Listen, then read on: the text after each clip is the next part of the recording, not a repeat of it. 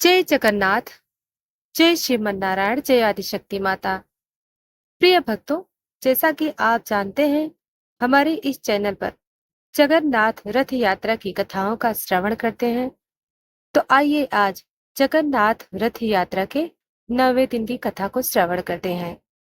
प्रिय भक्तों, हर वर्ष आषाढ़ मास के शुक्ल पक्ष की द्वितीया से लेकर नवमी तक चलने वाली श्री जगन्नाथ रथ यात्रा न केवल भारतवर्ष में बल्कि पूरे विश्व में श्रद्धा और भक्ति का केंद्र बन जाती है। परंतु प्रिय भक्तों, क्या आप जानते हैं कि इस भव्य यात्रा के 9वें दिन एक अत्यंत रहस्यमयी, मार्मिक और रोमांचक प्रसंग घटित होता है, जिसे हम कह सकते हैं हेरा पंचमी। आज की इस कथा में हम जानेंगे क्यों माता लक्ष्मी भगवान जगन्नाथ से रूठ जाती हैं, कैसे वे रात्रि में चोरी छिपे मंदिर में आती हैं और कैसे यह संपूर्ण लीला एक सुंदर प्रेम कथा बन जाती है। चलिए आरंभ करते हैं श्री हरि के चरणों में प्रणाम कर। प्रिय श्रोताओं, जब रथ यात्रा का दिन आता है, भगवान श्री जगन्नाथ बड़े भाई बलभद्र और बहन सुभद्रा के साथ अपने भव्य रथों में सवार होकर गुड़ीचा मंदिर की ओर प्रस्थान करते हैं। पुरी का आकाश जय जगन्नाथ के नारे से गूंज उठता है, लेकिन वही श्री मंदिर में एक कोना शांत होता है। वहां बैठी है माता लक्ष्मी, जिनका मुख उदास है। प्रभु, आप सबको अपने साथ ले गए, लेकिन मुझे अपनी अर्धांगिनी को अकेला छोड़ दिया। क्या मैं इतनी महत्वहीन हो गई? लक्ष्मी जी की यह पीड़ा किसी भी पत्नी की पीड़ा है, लेकिन वे सब्र करती हैं, प्रतीक्षा करती हैं पूरे 5 दिन तक। और फिर आता है पंचमी यानी 9वां दिन, हेरा पंचमी। पंचमी के दिन माता लक्ष्मी अपने क्रोध को मुख पर धारित कर सजे हुए पालकी में सवार होती हैं। उनके साथ सुंदर सेविकाएं, जो शंख मृदंग और करताल बजाते हुए श्री लक्ष्मी की जय बोलती हैं। संवाद सेविका: माता, चलिए आज जगन्नाथ को उनका वचन याद दिलाते हैं। आपसे वियोग कोई सहन नहीं कर सकता। पूरा मार्ग पुष्पों से सजा है। लोग कह रहे हैं, अरे माता लक्ष्मी स्वयं पधारी हैं, क्या भगवान को मनाने आई हैं? लेकिन माता लक्ष्मी को मानना नहीं है, उन्हें अपना अधिकार जताना है। गुड़ीचा मंदिर के द्वार पर जब माता लक्ष्मी पहुंचती हैं, तो वह दृश्य अत्यंत भव्य होता है। वे अंदर प्रवेश नहीं करती, बल्कि एक सेवक को भेजती हैं। सेवक संवाद: भगवान श्री लक्ष्मी जी पधारी हैं। वे कहना चाहती हैं, आपने बिना बताए यात्रा उन्हें अकेला छोड़ा। ओह, मेरी प्रियतमा रूठ गई।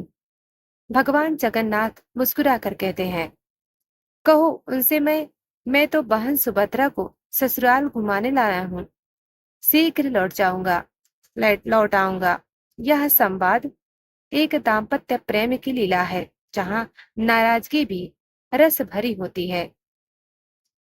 प्रतीकात्मक क्रोध मंदिर का दरवाजा हिलना। लक्ष्मी जी मुस्कुराती हैं, लेकिन उनका क्रोध अभी बाकी है।